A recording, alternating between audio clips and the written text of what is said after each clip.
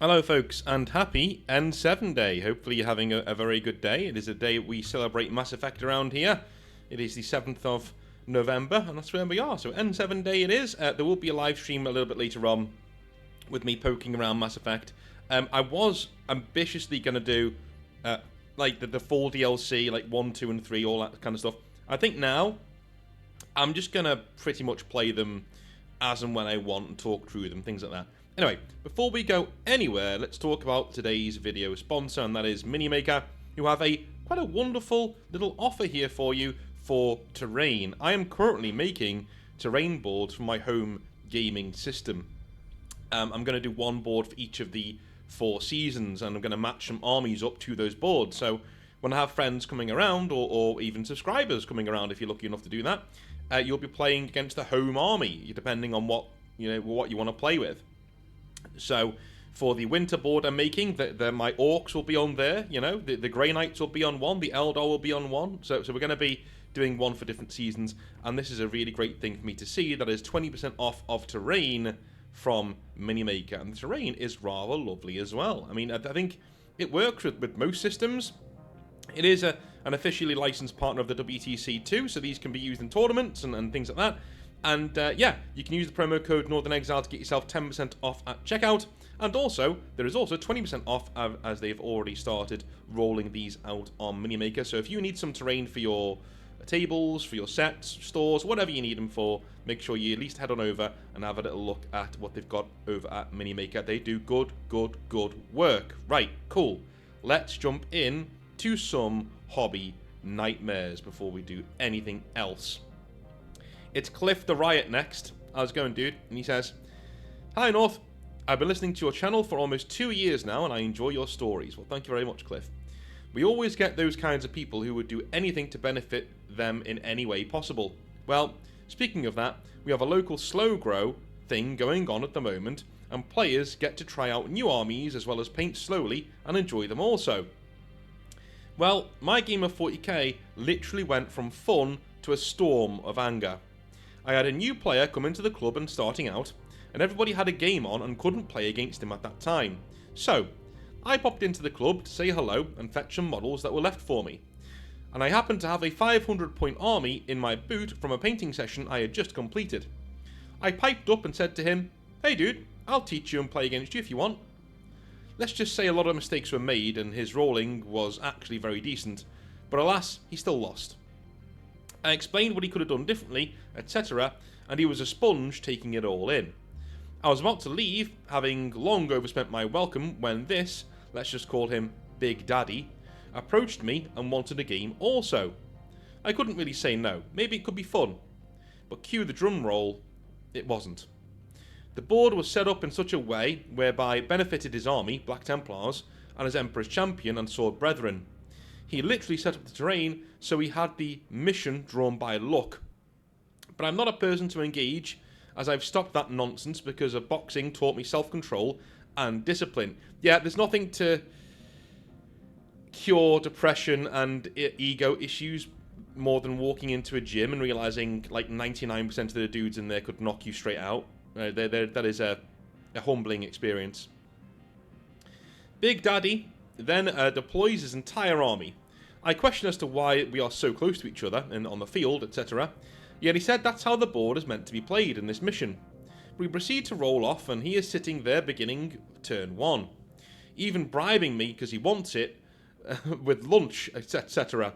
I declined. I don't need somebody buying me stuff, and we play according to the rules. Already 2 big red flags emerged, yet I still try to remain calm. Oh dear. Yet sometimes when you're playing a game, you just gotta listen to your gut, and my gut here is telling me, if this was happening to me, I'd be like, yeah, this guy's not playing the game for the same reasons I am. I need to just back away here.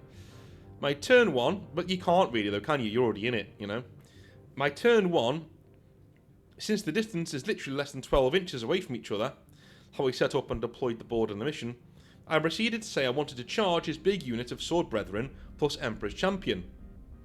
He cried and argued that I couldn't because the distance would be longer than 12 inches, to which I did confirm I can advance and charge, with movement 6 at plus 5, which I rolled on a dice, which is 11 total. Just a double 1 and I'm in. He cried and said it wasn't possible, as the board was supposed to be farther apart than that. So to not create a scene, etc., I held back and didn't move. I stood still and waited for him to charge me then. Well, this is your own fault. This is your fault, Cliff. Like, you've literally... The guy has set up the board to favour his Black Templars. And because you get the first... He then tries to bribe you so he gets the first turn. You refuse. You get the first turn. You do a completely legal move. He tells you can't and you accept it and move on. Yeah, this is your fault. This is all your fault, man. Dicks are going to be dicks. You know? Anyway. Then his other unit was in range of my intercessors and line of sight. Yet he claimed I couldn't see them, but I was on the 3rd floor of a building, and he hadn't had his models against the wall or anything, since he was hugging the objective to start off on his first turn. So I let that slide, then also noted to him that I can. I shoot my first unit and managed 2 wounds on the Emperor's Champion, and proceeded to end my turn. His turn 1, he chooses advance and charge, etc. for his Templars, then proceeds to advance the big powerhouse unit forwards. So he's doing exactly the same thing he told you can't do, and you let him do it. Again, you're the nightmare, dude. Like absolute... Can I say it yet? Yeah. Dude, dickheads will always be dickheads. Okay? You can't change everybody in the world, but you can decide how you're going to spend your hobby time. You know? He moves his Impulsor and doesn't want to pay for pivot. His shooting phase of the Impulsor wounds once from all shooting, and I roll a lucky 6 to save. He lets out a massive cry and tells me that my dice weren't in the dice tray, and we should use one, etc. in future. So I said, okay, since you want to use one now, then sure we can. So obviously, I fail the reroll. Dude, you re-roll it? He says your dice aren't in a dice tray, right? I thought what you said there was, okay, my dice aren't in the dice tray, so next time I will use the dice tray, but that was my roll this time. You agree to re-roll it because your dice aren't in a fucking dice tray? Are you kidding me? And you want me to feel sorry for you, Cliff. You know, I'm sorry, mate. Like, I'm really, really sorry this happened to you, but you are the nightmare here. You're playing into... You're literally lying down and letting him do this to you. Okay? If you knew, Cliff, that there was a park out there that had, shall we say, dudes there who like to take advantage of other dudes, right? Wandering around, hunting their next bit of meat, right? Would you walk through there in a mankini? No, you wouldn't. And if you did, I'd be like, mate, that's your own fault. You know these people are out there. You've been told, you know these people are out there. You cannot stand in fire and complain you're getting burned. This is exactly what you're doing here. You know he's a dickhead. You know he's taking the piss. You're letting him walk all over you, and you want me to feel sorry for you? I'm sorry this happened to you, but this hobby nightmare should have ended 5 minutes ago. In my telling of it, not in the situation, you know? Anyway. So obviously I fail the reroll that is now in the dice tray, and he gets the wound through, but then rolls a 1 on damage. He can't kill me. It's a 2 wound model. He lets out a loud oof kind of sound, like a couch when you sit on it and the air comes out. He then immediately snickers and screams out charge phase, and wants to charge my unit that previously wanted to charge him. Note, it hadn't moved as explained before. To which I stop him, finally, and explain how can you charge me, but I can't charge you. That doesn't seem fair. He ignores me and gets into combat. I tell him, how are you doing this? His movement of 5 plus advance is 7, and he rolled a 4 on his charge, so his charge is 11 inches, just like mine was. But I thought we were supposed to be more than 12 inches away. He then measures and shows me he is 3.5 inches away and says that it's possible. I look at him and it clicks that this guy is cheating blatantly to get his unit in. What do you mean it just clicks now? What do you mean? Dude, I'm so close to just calling this. I've not called a hobby nightmare in so long. I'm so close. So he goes ahead and rolls the Emperor's Champion. Okay, I'm gonna just skip that bit because I'm sick of his. I'm sick of his moaning and it, yeah. Now I've had enough. I stare at him and sorry. What? Your vocab has fallen apart. Now I've had enough. I stare at him and raise my starting crybaby. What? I raise my voice and state to him, dude, can you stop with the moaning? It's annoying and it's not needed. You cry about your dice all the time. You expect to hit and wound 90% of the time with everything. He then keeps quiet and it shuts him up for the rest of the game. He cheated with his Emperor's Champion for 2 turns after that and got a victory against me. I packed up, said my goodbyes and left. He followed me to the parking lot and confronted me about not being a sore loser when he blatantly cheated. I just told him he is lucky I don't break his face in the parking lot. The guy went blank and left me alone. I was sent a message by a club chairman as to why I threatened him with violence and I explained my side. I then sent him a private message to the crybaby stating he shouldn't cheat and next time don't run to somebody else. Should he have issues with me, come face me like a man. Let's just say Crybaby is a little scared of me now. He still comes to the club, but I won't play against him. He likes to pick on the newbies and demolish them in games, but I can hear him across the club crying when he faces veterans and cries about losing. Anyway, enjoy your day or evening, North. Thanks for reading my email. Kind regards, Cliff the Riot. Okay, dude. This was an infuriating hobby nightmare, and not for all of the normal reasons. Okay, you were at least. You weren't a dick in this, but you were at least 60% of this nightmare. At least 60% of it was you. You know, you didn't challenge him all the way through. You gave him tacit encouragement to cheat by not calling him on anything, just getting on with it. No, dude. Like, and then yeah, okay, he follows you outside, and you threaten him, saying, "Listen, don't ever follow me again." And I agree, right? People are going to say, why did you threaten him? No, I agree. The minute you leave the premises, if somebody follows you outside and tries to remonstrate with you, you are now in a public space. This could turn very ugly. You're within your right to say, don't come towards me or I'm going to crack my crusade case right over your head. I don't want you around me. Leave me alone, right? That's danger zone. When somebody approaches you in public like that, not in the store, nobody has a duty of care over you. You're in the street. Right, now you've got to say, hey, back up. Back the fuck up, right? If you're in the store, it's another thing entirely, right? Because you're in the store, they've got a duty of care and all that. The bad things still happen in the store, of course, but, you know. If somebody approached me, if somebody was cheating, see if I was in this hobby nightmare, and I stopped the game on, like, turn 1, because, of course you do, this guy's a dick, and then I go to leave, and he follows me outside, trying to remonstrate with me, I'm going to get my back up, and the red mist will come down. Because I'm like, no.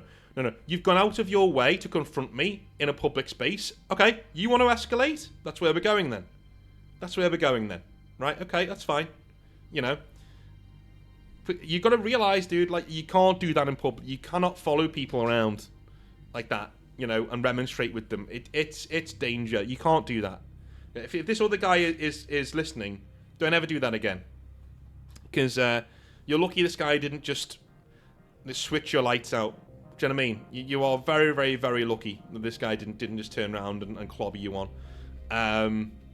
Especially after you've wound him up for several hours and then you go and remonstrate with him outside. Though, dude, this guy got lucky. But still, Cliff, this didn't need to be this way. This is kind of your fault, dude. This didn't need to be this way. There is a responsibility to being a normal human being in this hobby. When you come across dudes like this, it's up to you to stand back and say, hey, that's not going to fly. This behavior isn't going to fly. We need to have a talk. Right? If you're going to be like this, I just won't play with you. I'll go somewhere else. Because no hobby is better than bad hobby. Do you know what I'm saying? So, Cliff, you got things to learn here too, mate. Not just the other guy. Who was a nightmare, don't get me wrong. Alright? Cool. Alright. Our next hobby nightmare is from Tev. How's it going, dude? He says, hello, Mr. Exile. Hello, Tev. Please call me Tev.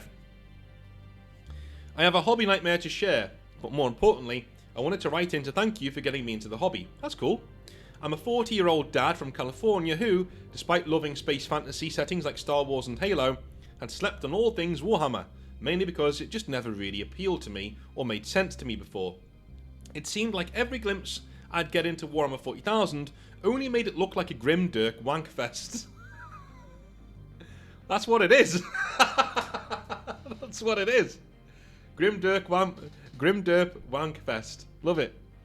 In hindsight, the original Halo lore did help me appreciate a grim setting that drives mankind to extreme measures to fight for its own survival. So, last year, when I finally gave up on Star Wars and Halo and needed something new, I gave 40k a serious look. I'm glad I did, because now I get it, and I haven't been this invested into a fandom in at least a decade. Even if I may be coming in at a time when the rules and lore of 40k are a bit on the decline, I can enjoy the old stories because they're new to me, and there are still good new things being made too. Yeah, there are. Yeah. For example, they let somebody new write a Tau novel just last year, so now the Elemental Council, with the Elemental Council, we finally have a Tau book that, with that, it's your turn next because that is something worth fighting for factor.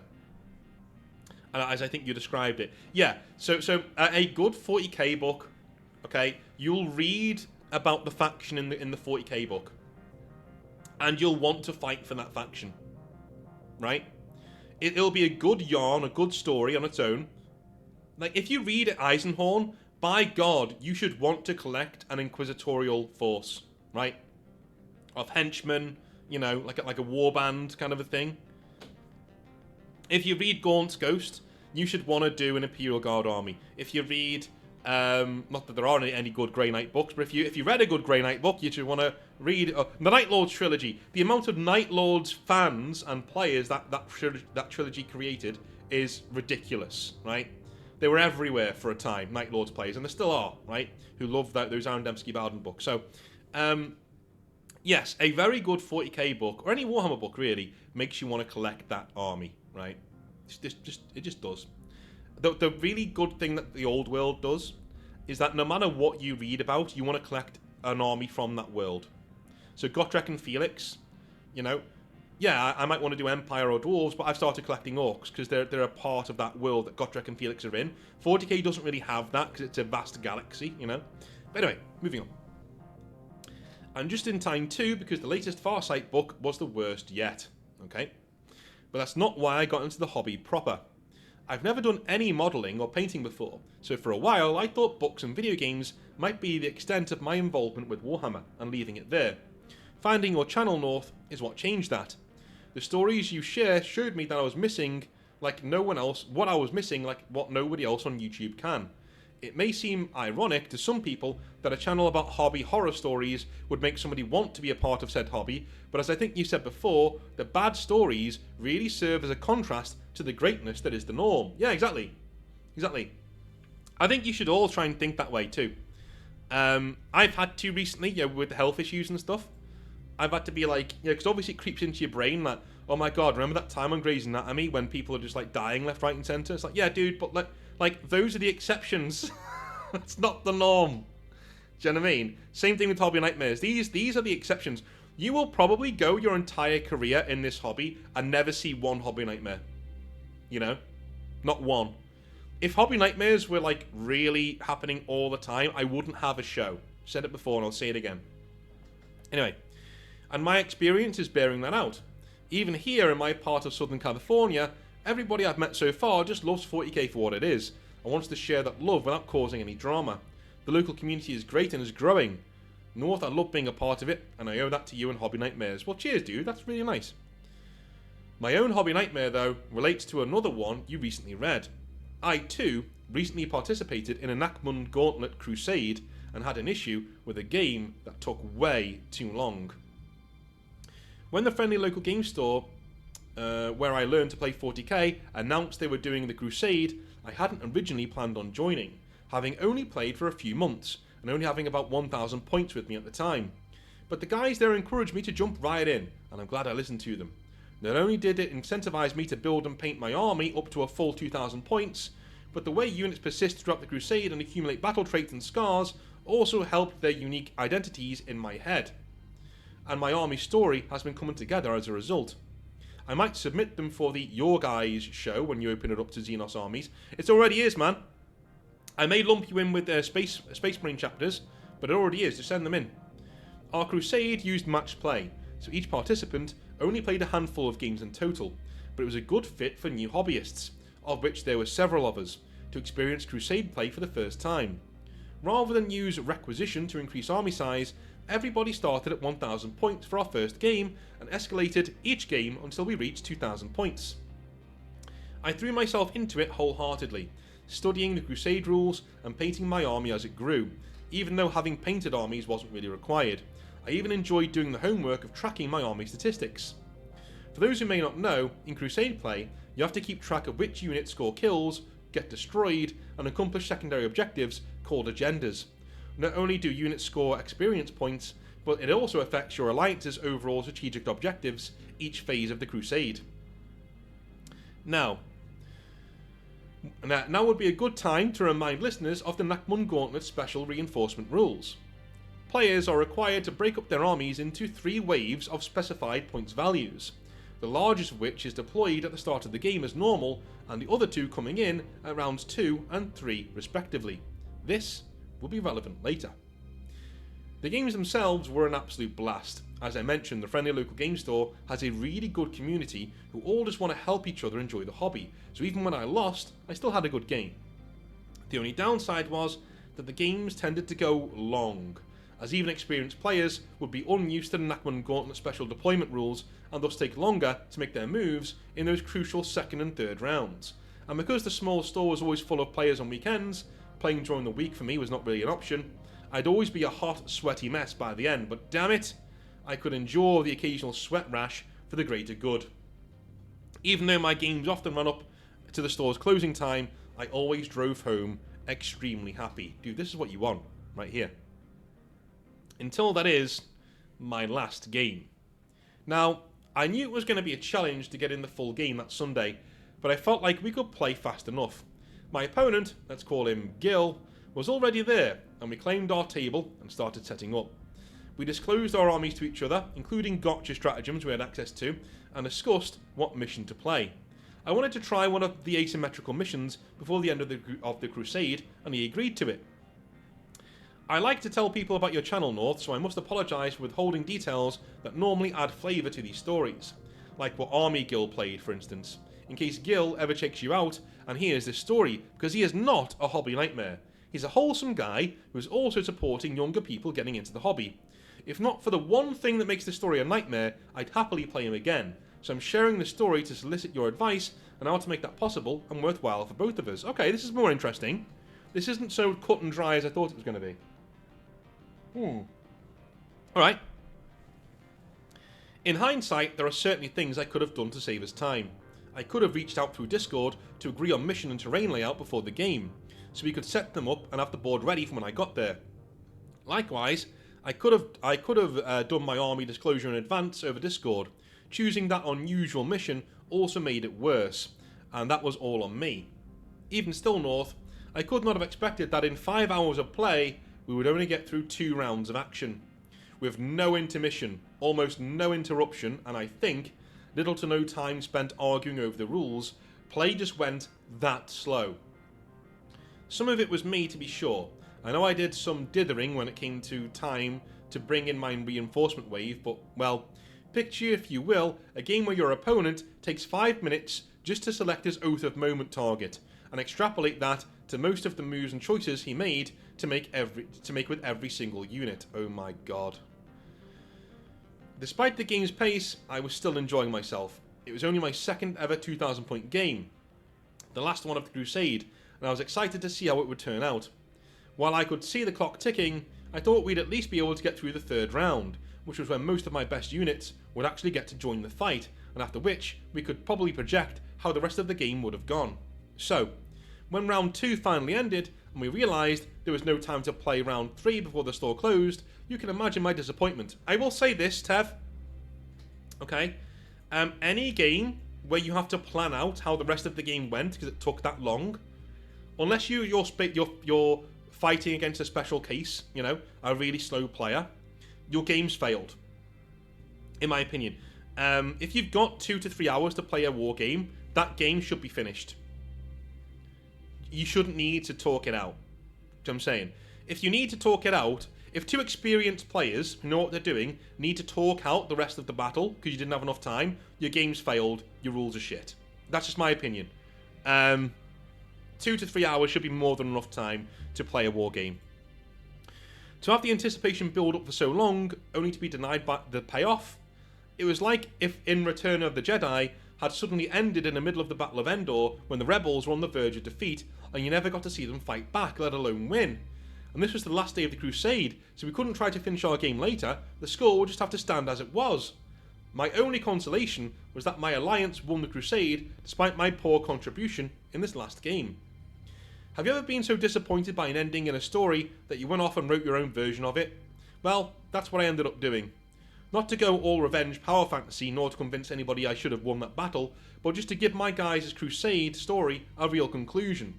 Picking up where the game left off, I plotted out what I would have done, and rolled dice for it. Then played out how I would have reacted to it if I was Gil, writing it all out as a story from the perspective of my army. Based on my projections, it would have been very close. Gil might still have won, and that's fine. I'm satisfied with my version of the ending as what could have been, not necessarily what would have. Okay. Maybe it would have been a good exercise to involve Gil in that, but considering how slow he was, maybe you'd still be writing it now. I don't know.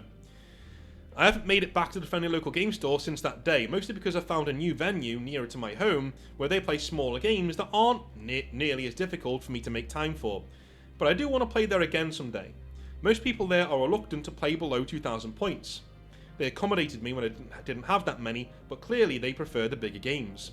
So if I want a full game, it would require a quick play on both sides, perhaps requiring a bit of a chess clock.